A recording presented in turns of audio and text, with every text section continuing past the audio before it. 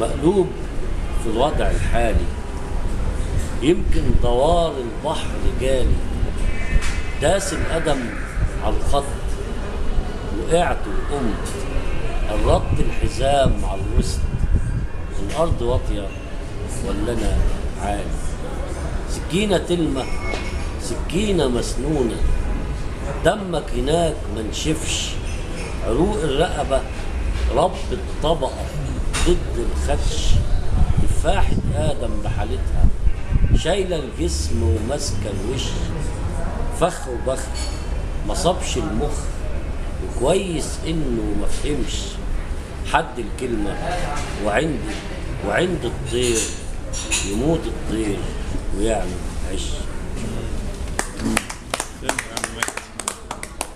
برضه مش هكرر حكاية انك تجيبها مكتوبة دي عشان طبعا. طيب هو كان في فقرة بس للأسف الشديد في كتاب يا ريت تقروا عليه اسمه سيد المغنى عن الموال. في دراسة للدكتور محمد عمران عن الموال، وفي تقديم كده أما قبل لعبد الحميد حواس. أهم فكرة فيه إن هو بيعارض كل الذين قالوا أن الموال إنتاج اسمها إيه الجارية البرمكية اللي إحنا كلنا قريناها وقرينا عنها، وإن الموالية دي هي أصل موال. وبقول إن دي دراسات أكاديمية فيها طابع أكاديمي مكتوب، إنما الموال في حقيقته هو أصله الرباعي، وكل التنوعات الأخرى هي تنوعات موسيقية عليه، وبيخش الموال من ناحية الأداء الشفوي. الرباعي اللي هو المربع ولا الرباعية؟ يعني الرباعية أو المربع هو إيه المشكلة؟ ده باختلاف في وزن، إنما هو أصله إن يعني الموال المربع الرباعي ده هو أصل الموال إذا كان سباعي ولا سداسي ولا كل اللي بيطلعوه ده مالوش أي معنى، لأنه الأساس في الموضوع هو التنوعات الموسيقية. يعني الكتاب يستاهل يتقري، لكن أهم وألذ ما فيه المواويل اللي هو جايبها وجميعها من يعني أحب أقول لكم نموذج منها يعني عشان أغريكم بأن تقروها، تجيبوا الكتاب ده وتقروا المواويل اللي فيها دي. مكتبة ايه ده بقى؟ ده طالع عن حاجة اسمها المركز المصري للثقافة والفنون، واضح انه مطبوع طبعة محدودة. المركز الفنون ده اللي هو في شارع سعد زغلول، يبدو ان هو المركز اللي هناك ده بتاع قصر سعد زغلول او حاجة زي كده. بيقول لك طار الحمام من البناني بعد ما ولف، وحط على برج طوبة ني ما ولف، في عقدة في الفن عايزة الحل يا مولف، يعني يا مؤلف يعني. صاحب الحمام لولاني غيته غية،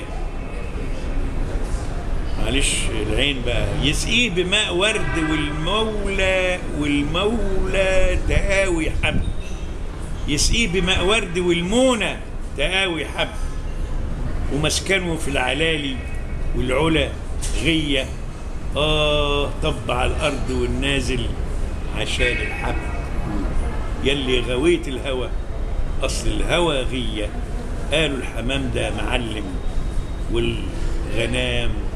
والغمام له حب، يلي زماك الغرام دور على طيرك واعمل حساب وتحمل حسابك وخليه للنظر ايدك، ما تعلى من الغرام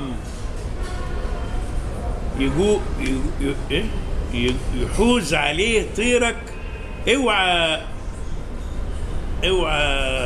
حفانك، اوعى خلافك يجيبوا حد يتأيد، طير الغرام الكتب، طير الغرام انكتب واللي الكتب طيرك، مهما معلش النور والله وعينيا هم اللي مخليني، ألف سلام.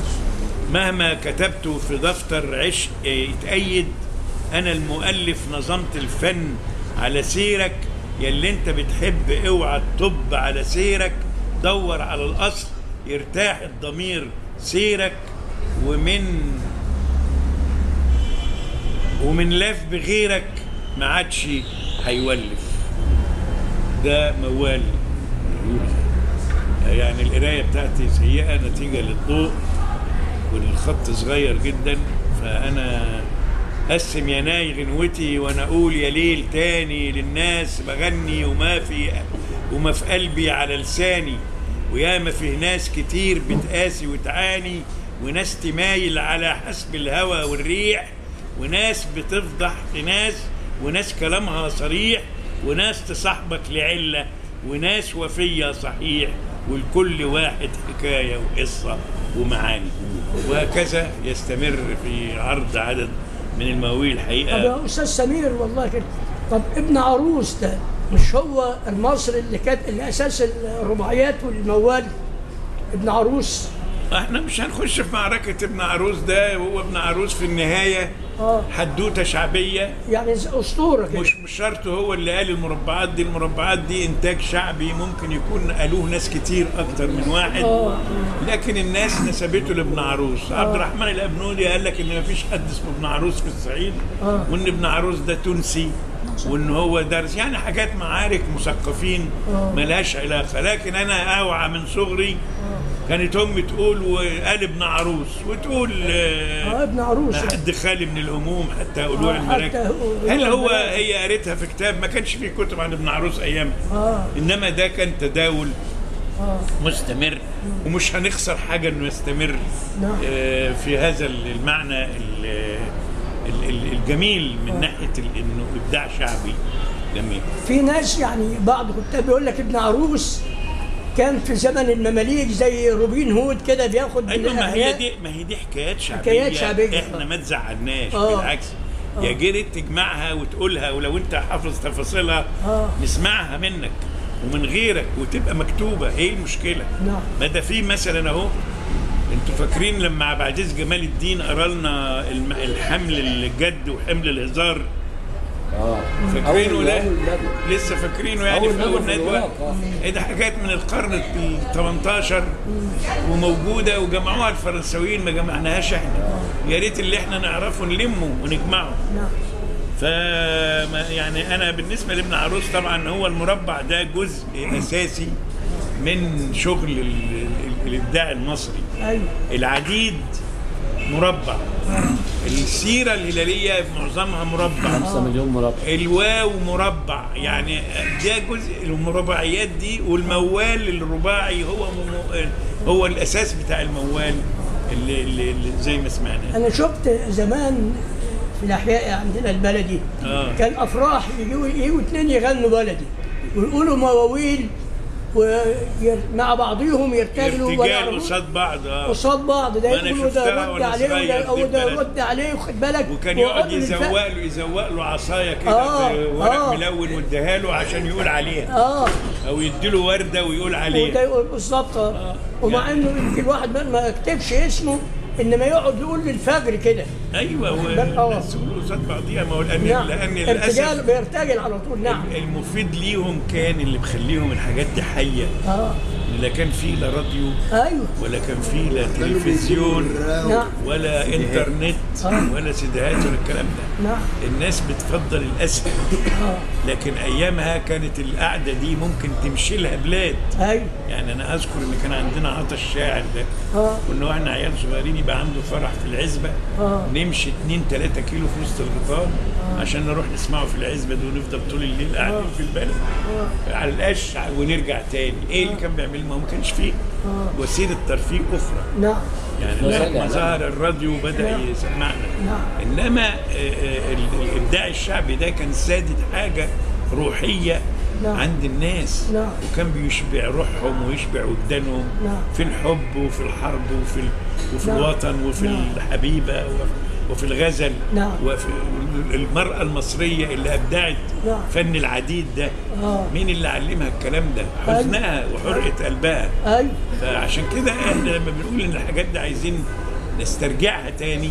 فن العدودة ده يعني كان في الصعيد، كنت الواحد لما يروح تمشي في ضرب وفي جنازة شعر الواحد يقف من الكلام اللي بيقولوه. الكلام اللي بتقوله الست يعني مثلا تقول له البس عليك صافي، واخد بالك، وانزل عليك الدن لكتافي، البس عليك ازرق وانزل عليك الدن لما اغرب، ولا طالع مغرب يا غفير حوشه، طالع مغرب يعني المقابر غرب، طالع مغرب يا غفير حوشه، خد السعاده في زر طربوشه. شفت بقى، واخد بالك، وتقول وتقعد تقول كده ويردوا عليها بتاع ده. فن العدود ده فن برضه. لا احنا كان عندنا دراسه عن فن العدوده، ده اسمه المراسم العبيد. نعم، المفروض حد يجي يقولها. اسمه المراسم العبيد. ما جاش برضه يعني، ما احنا بس بناخد مقالب كتير قوي من الناس. نعم. يعني انا كنت عايز ادي كتاب سيد المغنى ده، الراجل محمد عمران كان نفسه يجي بس هو مش قادر صحيا يجي، فكنت عايز اديه لحد يعرضه يعني. بدأ يعني مش كل حاجه انا هعملها يعني. نعم. ما تسمعوش فيا، انا ما عنديش نفس، ربنا يدينا ويديك الصحة. نفس اتقطع. نسمع اخونا حد تاني هيقول يا اخوانا، يكون حد انا نسمع قصيده الاستاذ سمير. لا ما هو سمير هيقول في الاخر او قصيده مش مشكله. طب في سؤال يا استاذ سمير. طب انا عايز اقول لكم والله قصيده انا بعتز بيها قوي، لان ولاد فؤاد حداد لما قدموا اعماله الكامله اللي نزلت في الثقافه الجماهيريه ما نزلوش القصيده دي فيها. هي عني، اسمها بطن الخيال، قصيده عن سمير عبد الباقي، لان انا علاقتي بيه علاقه يعني، فهم ما اعرفش ليه ما نزلوهاش، لكن انا طبعتها. هم بيعملوا العدد التاسع دلوقتي يا استاذ، اللي هو المجلد التاسع، بيعملوه بس في هيئه الكتاب دلوقتي. ما انا ما اعرفش يعني، ما سالتهمش، بس القصيده دي هو كان مفروض هذا الديوان اللي اسمه قصايد العشق والغربه